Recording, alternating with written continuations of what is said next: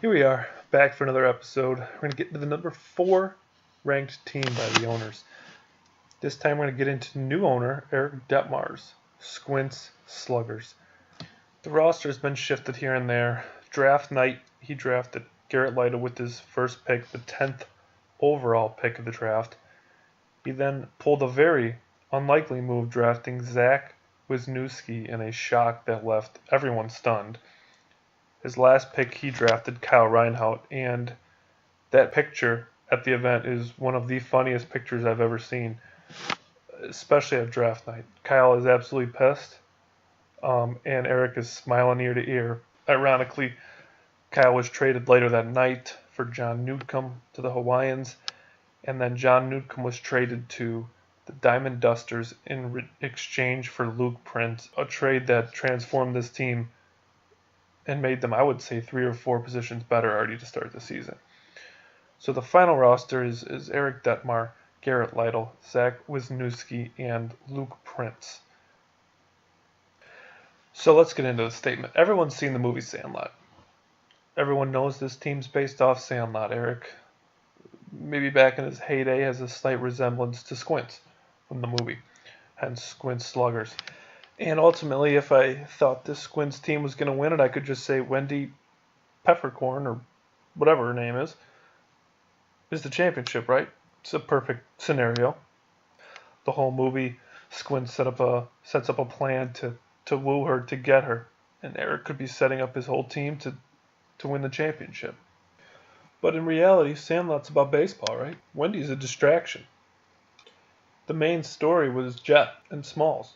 Smalls becoming a broadcaster and Jet making it to the MLB. That was the main story. That was the championship.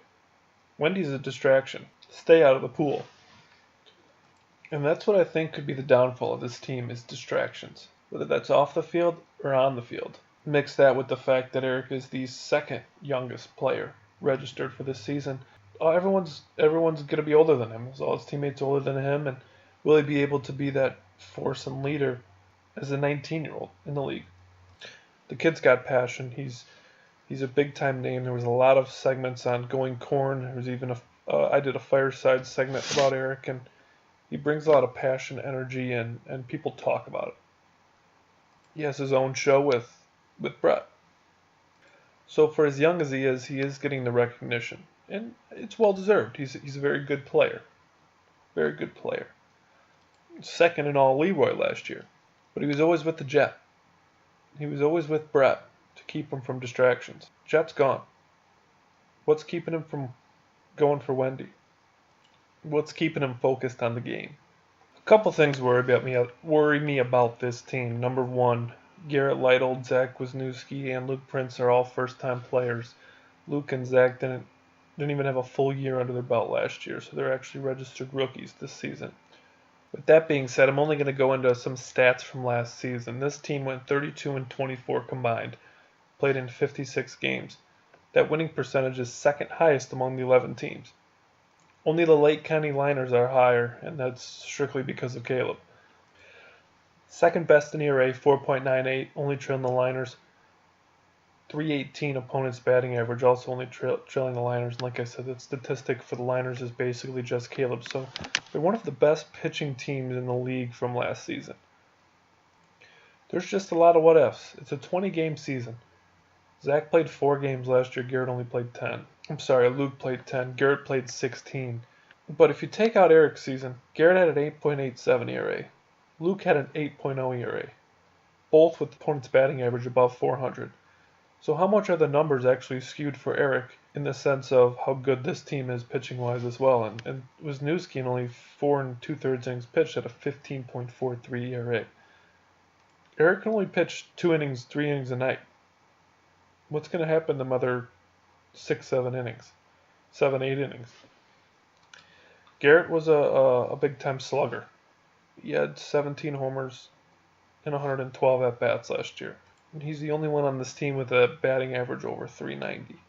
Eric was at 388. Luke, 308. His team only had 41 homers last year combined, which is tied for 10th. Not a lot of power here. They got to be quick. And I asked them, I said, Are you happy with your team? After all the trades, all the nonsense, are you happy? He said, look, all I did is pretty much get Luke Prince for Kyle Reinhardt. And Luke is someone that I brought to the league last year. The reason I didn't wait to get Luke is because he's going to be a stud in this league, and he's very excited to acquire him and see what he can do. Go back to last year's championship. Luke Prince made the championship with Jared's team. And I asked him straight up, you interested in coming back next year? I got to know. I got to know straight up from him. The distractions are going to hurt this team. Will Eric be able to get Luke to come? Or will Luke be distracted by other things? Luke's also a freshman in college this year. And although I see some passion out of Garrett, I don't know if he's fully into the league where he makes it a priority every week. I'm not sure. And with Wisniewski, no. Absolutely not. He's an horrible guy. He's living in Chicago. In his career, part of his life now. This is an afterthought for him. But we'll see. Maybe he'll come. Maybe he'll show up. Maybe he'll make an impact. We'll see how it goes. But going corn, Caleb had a segment on that show, and he talked about this team and how Eric leads. And one of the things was that Eric's passion. He's a go-getter. He wants things done. He wants to get in your face. Garrett and Luke and Zach are not that. So we'll see. We'll see. But I asked him if any of these players are safe, or are any of these players going to be there come playoff time? And he actually said all three are 90% safe. If everyone plays to their potential and shows up, I'll be going with this team into the playoffs. He says we're a young team, and I think we can make a deep run with this team. He claims he's going to go 16-4. Gave himself an A-. 16-4. I have them going 11-9. Nowhere near 16-4. In their dreams, are they going to go 16-4?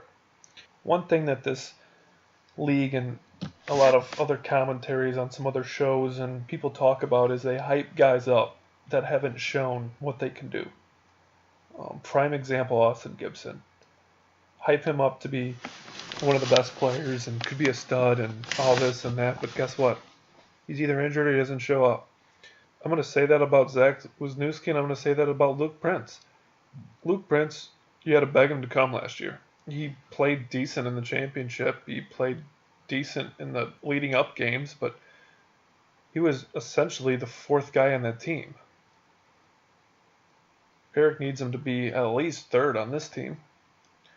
And Wisniewski's his whole career has been slow pitch. I don't know, from what I heard, he's done with horrible because he lives in Chicago, and how much passion does he still have for the sport? And not only that, but to come in and relearn the sport a different way with fast pitch, and not only learn to pitch well, but hit that well.